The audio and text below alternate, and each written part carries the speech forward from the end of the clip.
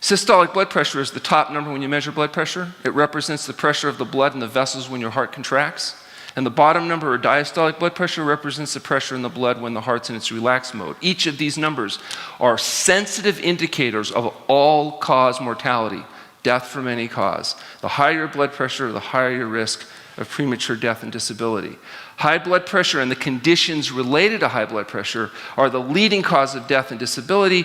287,000 people die from congestive heart failure. 790,000 or more are going to have strokes. And these conditions are primarily caused and associated with high blood pressure. Most people in our culture will develop high blood pressure if they live long enough to reach retirement age, which means if you are retiring and you're not hypertensive, you are abnormal. It's normal to be sick with hypertension. You do not want to be normal. You want to be healthy. High blood pressure represents 38 million visits to physicians. It's worth tens of billions of dollars to the medical profession. Drug intervention, unfortunately, is largely disappointing, with the improved outcomes really only coming for the people with the very highest levels of blood pressure. But the majority of people that actually have heart attacks and strokes caused by high blood pressure don't have blood pressure high enough to justify medication, because the medications themselves have risks. That's why they won't give you medication until your blood pressure reaches a certain level, because more people will die from the drugs than from the moderately elevated high blood pressure. However, that doesn't mean moderate elevated high blood pressure is not a problem. If you have a blood pressure of 138/88, you have 5 times the risk of having a heart attack compared to somebody at 110/70. And for every point your systolic blood pressure is reduced with diet and lifestyle change, there's a 1% reduced risk of all-cause mortality. And that risk reduction goes down to 90/60. So even if your blood pressure is 120 and you make diet and lifestyle changes and reduce your blood pressure to 90, you've reduced your risk of all-cause mortality 30%. So what works at lowering blood pressure? We know that weight loss does. We know that a vegetarian high-fiber diet does, independent of weight loss. We know that not drinking alcohol does. We know that exercise helps. Now, drugs do reduce blood pressure, and they do reduce the risk of stroke at the highest levels of hypertension, enough to justify their application for people that are not willing to get well. But that's not without a price. Medications, common side effects of blood pressure medications include chronic cough, fatigue, impotence, and premature death. Sodium restriction, if you aggressively reduce sodium to 0.5 milligram of sodium per calorie, you'll get a blood pressure reduction effect often that will exceed any combination of medications. John McDougall at the St. Helena Hospital was able to demonstrate a 17-point drop, one of the highest effects that's ever been shown in reducing blood pressure through combining diet and lifestyle changes consistent with the McDougall plan. And this is a study that was done by T. Colin Campbell from Cornell University and us at the True North Health Center, where we had an average drop of 37 points using therapeutic fasting, where we put people on water only for a period that ranged from 5 to 23 days in this study. Their average drop of 174 consecutive patients was 37 points. And if we look at just people with the highest levels of hypertension, where you can justify medication, that is people with blood pressures that start off at an average of 180 and go up to 240, those patients drop their blood pressure an average of 60 points. Now that's 60 points plus whatever effect their medication was having, because they all started medicated, ended up unmedicated. So whatever the 60 points plus whatever effect the medication was having is the largest effect that's ever been shown in the scientific literature in treating high blood pressure in humans. That study was published in JNPT 2001. We later published a second paper that looked at borderline hypertension, and as you'd expect, people with more moderate levels of hypertension had proportionally smaller reductions, but normalization of blood pressure works the same in basically everybody. If you have high blood pressure that's essential hypertension, you go on a fast, your blood pressure is going to normalize. If you're willing to go do dangerous and radical things like eat good and exercise and go to bed, you can maintain it. And that's the rule. Once we published these papers, we got some attention. At first was the International Union of Operating Engineers, a big California labor union. These guys are the ones that build your highways and run all the heavy equipment. They're not always the most health conscious or health educated individuals, but nonetheless, they asked Dr. Lyle and I to go and do a presentation on our results, and because they were considering making fasting a benefit to the members in their union. We knew, of course, that wasn't going to really happen, but we thought it'd be entertaining, so we went down, we presented our material to their representatives, and they had a bunch of people there. They had representative of the operating engineers. They had the guys that hire the union guys. They had a guy from the National Institute of Health that did statistical analysis and health risk assessment. They had an actuary there that calculates the money business, you know. And so after we did our presentation, there were the normal objections. The people that hired the union guys were objecting to adding any kind of additional benefits because they already spent a lot of money in healthcare, and they didn't think that having to pay to send people on vacation made a lot of sense. I had described to that gentleman that brought up that objection what actually happens during fasting, and pretty soon he decided maybe it wasn't a vacation. But nonetheless, he still didn't think it was worthwhile.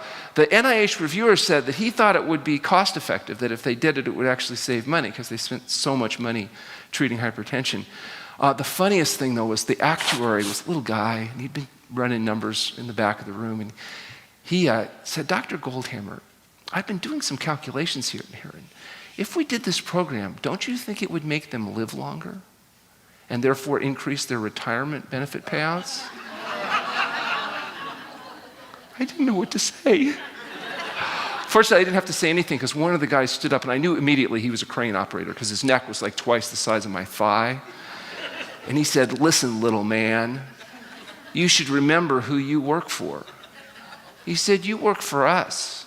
Why don't you calculate how much money we're going to save when I come back there and break your neck?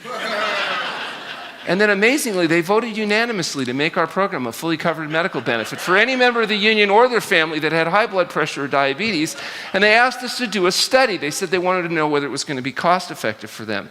So we took the first 30 consecutive members of the union that they sent us. We put them through an average of 3 weeks stay, which was 2 weeks of fasting, a week of follow-up, more or less.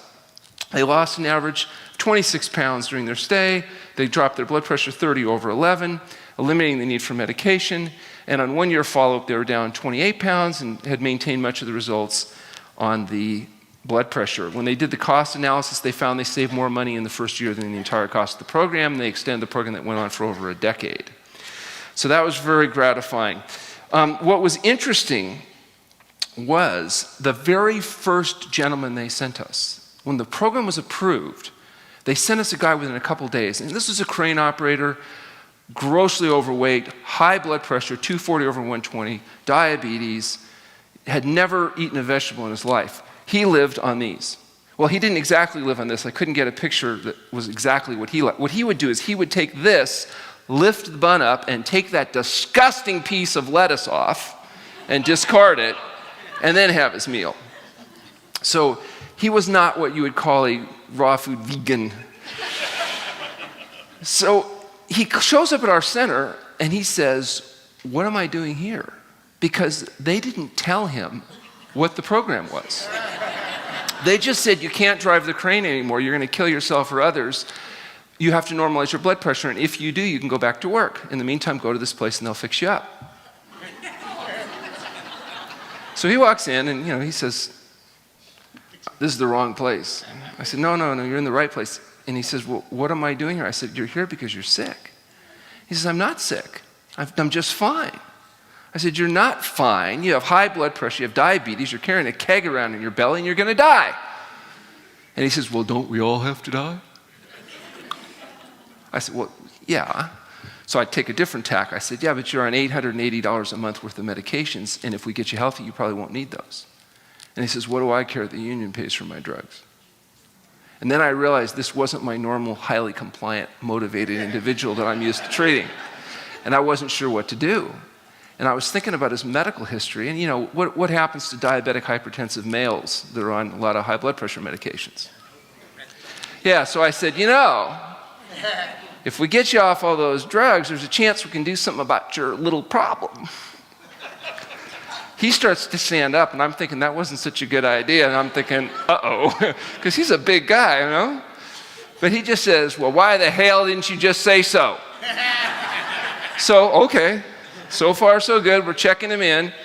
Now I'm thinking I gotta try to feed him something before I start fasting, because he's got nothing but them in his colon, they're gonna be a problem. So we sit him down and give him some food, like you've been eating here. And he's making an effort to eat the food, but I'm thinking, oh my gosh, we must have missed the tumor he has in his throat, because he's like, and I sat down and I said, excuse me, but it looks like you're having a little trouble with the food. He said, what food? He said, this is disgusting. He says, if I have to eat tasteless swill like this, I'd rather just die. He says, why don't you go out to my truck? There's a shotgun there. You bring it in when I'm not looking. You can just shoot me in the head. So we checked him in. 26 days of water-only fasting later, he had normal blood pressure. He'd lost a lot of weight. And we're bringing him off the fast. We set him down to eat the food, only now he's actually eating the food. And when I sat down, I said, it looks like you're doing a little better with the food now. He says, yeah, your damn chef's finally getting the hang of it. It took me 20 minutes to convince him it was the same food. He said, no, that stuff you gave me when I came in was disgusting. He says, this stuff here, it's not bad.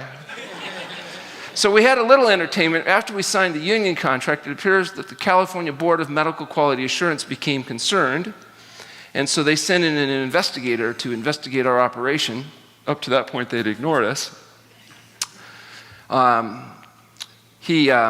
Large gentleman. Do you know how people that drink too much get this hyperemic look? You know, that real red kind of. So I'm not saying he was a drinker, but he couldn't really walk from the parking lot even to the room without losing his breath, you know. He wasn't in optimum health, let's put it that way. And I could tell he was a little upset because, you know, before he even got into the building, he was saying that he was very uncomfortable. And I was saying, I can see you're very uncomfortable. And he said, where did you get the idea that it was okay to do this fasting business? And I said, well, I don't know. I read a book, and these 4 guys, you know, Moses, David, Elijah, Jesus. He says, well, that's irrelevant. So we were talking for a while. It was pretty clear he had his mind made up about us. And so I suggested that perhaps he would like to check in. We could treat him for 30 or 40 days on fasting. And when we're done, he wouldn't be such a fat, miserable human being. Unfortunately, just as I was saying that part, our psychologist, Dr. Lyle, walked in the room. Just as I was saying that, and he didn't look very happy. He took me outside. He told me that I was failing to establish rapport and that I was being socially inappropriate. He finished the conversation, and about a week later, the sheriffs came with the subpoenas, and we went through the whole process. And they had determined that recommending fasting constituted such a gross violation of the standard of medical practice that it rose to the level of criminal negligence. So I had to hire a criminal defense attorney to represent myself against potential charges from the Attorney General, which represents the medical board. And I was the first person in my family that ever needed the services of a criminal defense attorney. My mother was so proud. I wasn't too worried, though, because I was told by I had 2 patients that were guards at San Quentin, and they said that there's no chiropractors currently incarcerated. And I could work in the infirmary, it'd be fine, you know. And I started thinking, you know, if we could call it a hunger strike, and we could look at recidivism rates in prisoners that underwent fasting and dietary change, then people, but anyway, it turns out they decided that recommending fasting didn't actually constitute criminal negligence because fasting is used by every hospital in this country. If you have acute pancreatitis, that's exactly what they do. There was even a provision in Medicare at that time that paid for fasting, but only if you had rapid weight loss necessary for urgent surgery. So that meant if you fasted and got well, it wasn't covered. But anyway, they backed away. It worked out fine. And as a consequence, we went ahead with our approach of using fasting. Now, currently, fortunately, there's a lot of popular press and a lot of information in the scientific literature about fasting.